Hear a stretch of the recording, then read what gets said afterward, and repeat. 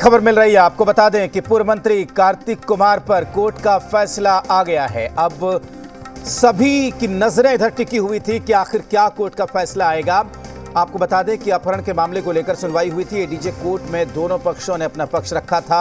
अपहरण मामले को लेकर सुनवाई हुई। दानापुर कोर्ट ने 1 सितंबर तक इस पूरे मामले में राहत दी थी और कल रात में कार्तिक ने मंत्री पद से इस्तीफा दे दिया था। कार्तिक कुमार ने कानून मंत्री बनाने के बाद उनको गन्ना विभाग सौंपा गया, उनका विभाग बदला गया और शाम होते होते उन्होंने अपना इस्तीफा सौंप दिया था।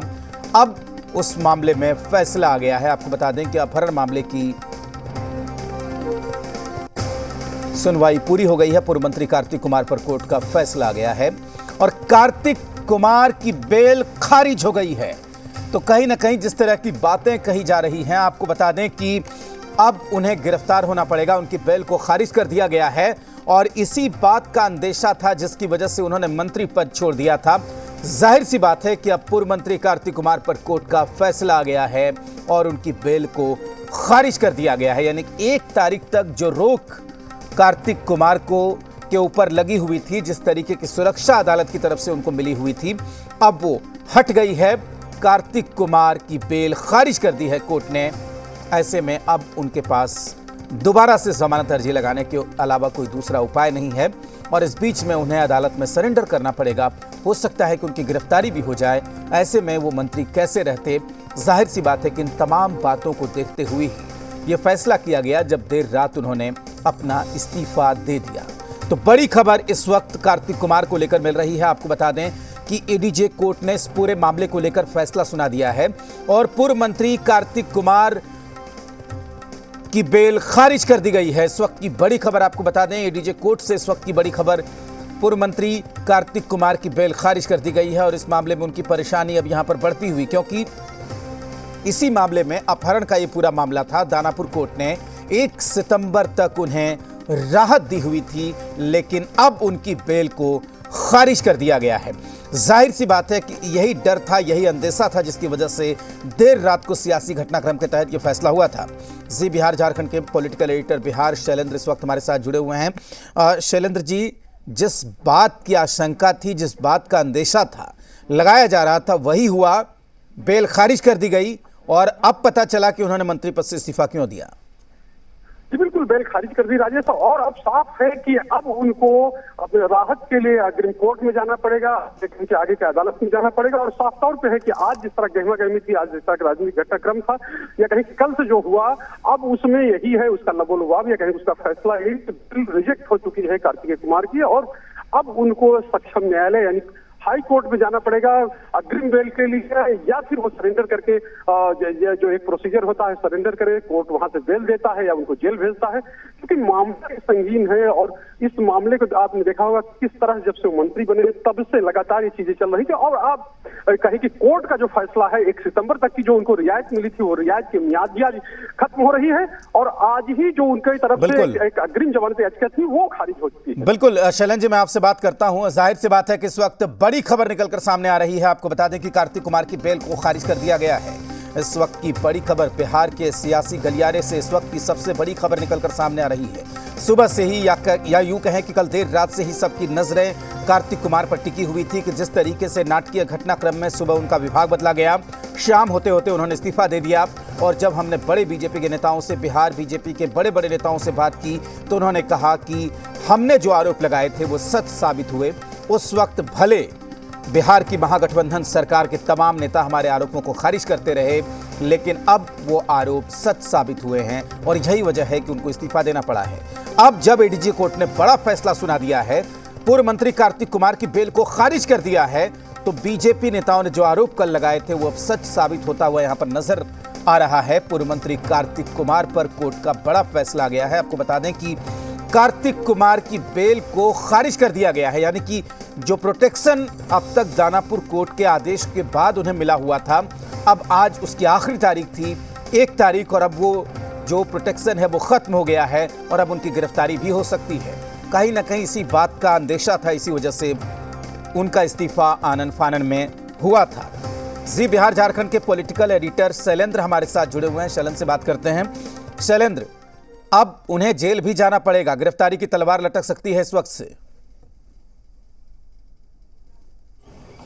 जी बिल्कुल, हम दानापुर कोर्ट परिसर में हैं और ये कहें कि अब जो फैसला था वो फैसला आ चुका है। आगे क्या चीज़ें होती हैं ये देखना महत्वपूर्ण होगा, क्योंकि साफ तौर पे है जब बेल रिजेक्ट हो गई तो जाहिर सी बात है कि न्यायिक प्रक्रिया में उनको आगे जाना होगा और जो भी चीज़ें हैं वो करनी पड़ेगी, क्योंकि अब मामला जो है रिजेक्ट होने के बाद पुलिस के सामने, चूंकि उनके ऊपर वारंट पहले से जारी है, तो अब वो वारंट तामील हो सकता है, या कहें कि 1 तारीख तक की जो उनको मोहलत मिली हुई थी वो मोहलत खत्म हो गई और उस मोहलत के खत्म होने के बाद अब पुलिस चाहेगी तो वो कार्रवाई करेगी। कोर्ट ने अपना फैसला दे दिया कि बेल को रिजेक्ट कर दिया, तो ऐसे में अब उनके पास यही है कि न्यायिक तरीका कि वो बड़े न्यायालय में जाएं या कोर्ट में आकर यहाँ दानापुर में सरेंडर करें। सरेंडर करने के बाद अगर कोर्ट चाहेगा तो उनको बेल देगा, यानी कि कानून सम्मत होगा तो, और या तो फिर उनको जेल जाना पड़ेगा।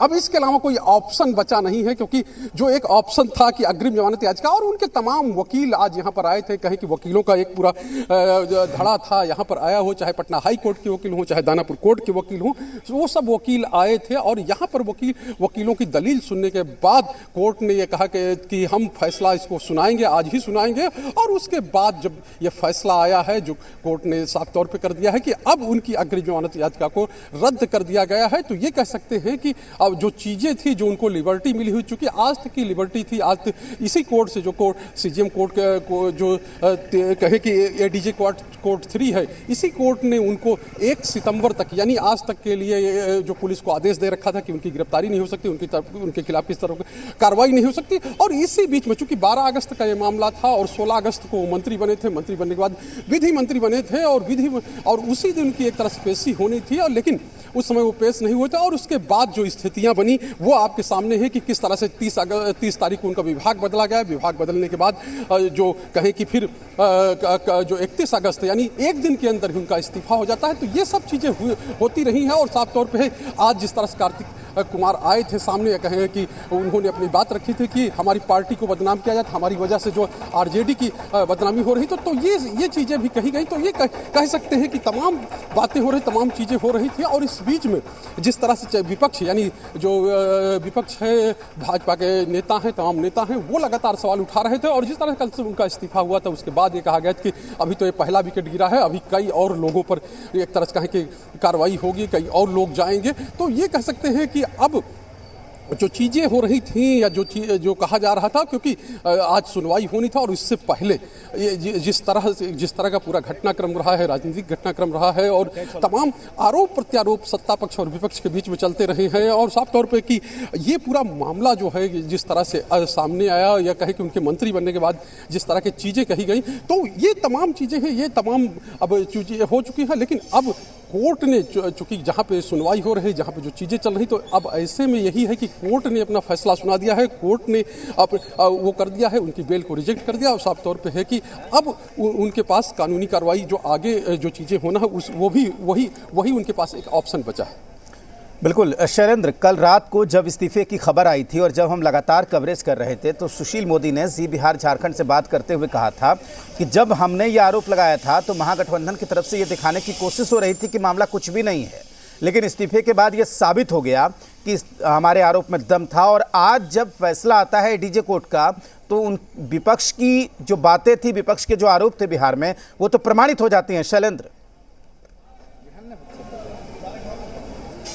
तो बिल्कुल प्रमाणित हो जाती है। और जो चीज़ें थी, क्योंकि मामला इतना संगीन है और मामला ऐसा है कि उसमें जो कानून के जानकार कह रहे थे कि इसमें बहुत लिबर्टी नहीं मिल सकती है, बहुत चीज़ें नहीं हो सकती। हालांकि जो उनके वकील आए थे, पटना हाई कोर्ट के वकील थे, और उनकी तरफ से साफ तौर पे कहा गया, कई तरह के वो दिए गए और कई तरह के कहें कि नज़ीर पेश की गई, तमाम कोर्ट्स के फैसले पेश किए गए। लेकिन उसके बाद भी कोर्ट ने उनको नहीं माना और कोर्ट ने जो एक फैसला देना था वो फैसला अब दे दिया है।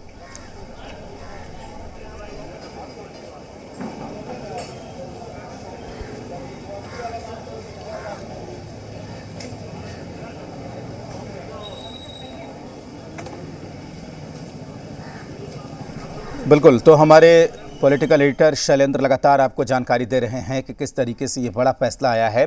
और कहीं ना कहीं इस फैसले के बाद कार्तिक कुमार की परेशानी और बढ़ सकती है, क्योंकि जिस तरीके से उन्हें मंत्री बनाया गया था उसके बाद बीजेपी की तरफ से आरोप लगाए गए थे और आरोप लगने के बाद उनका पहले विभाग बदला गया और उसके बाद इस्तीफा हो जाता है। आज जिस तरह की परेशानी उनको हुई है, शैलेंद्र, कोर्ट से कोई खबर निकलकर कुछ आ रही है क्या कि क्या वो सरेंडर करेंगे, क्या उनकी गिरफ्तारी होगी या इस तरह की कोई और अपडेट्स वहां पे? शैलेंद्र,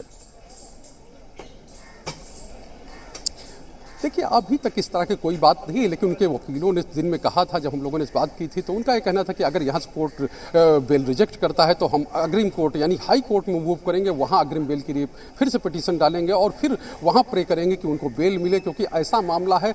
इसमें हमारे पक्ष में यानी कि उनके मौके यानी कार्तिक कुमार के पक्ष में बहुत चीज़ें हैं और उनको बहुत वो केस नहीं है कि जिसमें बेल नहीं मिले। तो साफ तौर पर उनके जो वकील थे वो होपफुल थे, लेकिन जो कोर्ट का फैसला है वो अब फैसला आया है, तो जाहिर सी बात है ऐसे में जो उनके वकीलों का कहना था कि हम अग्रिम कोर्ट में जाएंगे, यानी आगे अब साफ तौर पे है कि कानूनी जो कार्रवाई है उसके लिए उनके वकील तैयार होंगे, क्योंकि जैसे ही फैसले की कॉपी मिलेगी उनके वकीलों की ओर से जो कहा जाए कि जो इस फैसले के खिलाफ वो तुरंत जो है जो अग्रिम जमानत के लिए हाई कोर्ट में या सक्षम कोर्ट में जो अपील है वो जरूर की जाएगी। बिल्कुल, तो लगातार हम अपने दर्शकों को बता रहे हैं कि किस तरीके से वहां से बड़ी खबर निकलकर सामने आ रही है। आपको बता दें कि एडीजे कोर्ट ने बड़ा फैसला दिया है और पूर्व मंत्री कार्तिक कुमार की बेल को यहां पर खारिज कर दिया है। आपको बता दें कि एक बार हम मामला भी आपको समझाते हैं कि आखिर मामला क्या था। दरअसल ये पूरा मामला अपहरण का था और इसमें जब उन्हें मंत्री बनाया गया उसी अगले दिन से ही बीजेपी यानी कि विपक्ष बिहार में लगातार इसको मुद्दा बनाए हुए थे और ये आरोप लगाया जा रहा था कि आखिर क्या मजबूरी थी कि महागठबंधन की कैबिनेट में, नीतीश कुमार की कैबिनेट में इस तरह के संगीन जुर्म के आरोपी को मंत्री बनाया गया है। उन्हें यह भी कहा गया कि ये कोर्ट के वारंटी हैं, कोर्ट के वांटेड हैं, इन्हें कोर्ट में हाजिर होना है, जबकि सत्ता पक्ष की तरफ से इस बात का प्रमाण दिया गया कि दानापुर कोर्ट ने 1 तारीख तक उनको प्रोटेक्शन दे रखा है, 1 तारीख तक पुलिस को किसी भी कार्रवाई से रोका हुआ है। आज उसकी आखिरी तारीख थी, आज बेल के लिए उन्होंने मूव किया था, लेकिन बेल को खारिज कर दिया गया। अदालत का जो प्रोटेक्शन मिला हुआ था वो खत्म हो गया। अब उनकी गिरफ्तारी होगी, ऊपरी अदालत जाना होगा जमानत के लिए और उसके बाद ही उन्हें राहत मिलेगी। लेकिन इस बीच कल देर रात को उनका इस्तीफा हो गया था और इस्तीफे के बाद जो बीजेपी के नेता थे वो और मुखर हो गए। उन्होंने आरोप लगाया कि किस तरीके से हमने जो आरोप लगाए थे वो सही साबित हुए, जबकि आज आपने वो बयान भी सुना होगा, पूर्व मंत्री कार्तिक कुमार का बयान हम लगातार आपको दिखा रहे थे कि किस तरीके से उन्होंने पलटवार किया। शैलेंद्र, एक बयान सुबह से हम कार्तिक कुमार का चला रहे हैं, वो पलटवार कर रहे हैं और कह रहे हैं कि बीजेपी को अच्छा नहीं लग रहा था, मैं मंत्री बन गया था इसलिए इस्तीफा दे दिया, हमारी पार्टी और मेरी छवि को खराब करने की कोशिश हो रही थी। शैलेंद्र, जी बिल्कुल, ये बयान हम लोगों ने भी सुना और एक तरह से कहा जाए कि वो चूंकि उन्होंने इस्तीफा दे दिया था और अब वो मंत्री पद पे नहीं है तो वो अपनी बात कह रहे थे।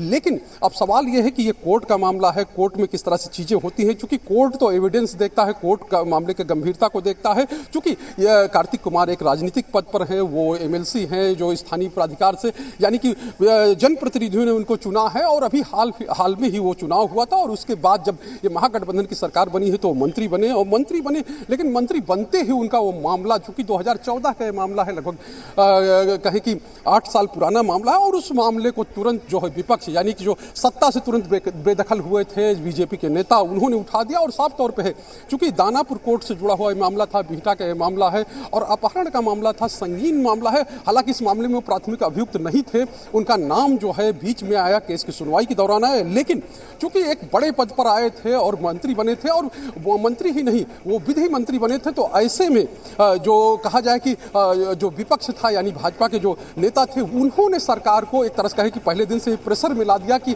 जो विधि मंत्री है वही आरोपी है, वही वारंटी है, उसके ऊपर वारंट है।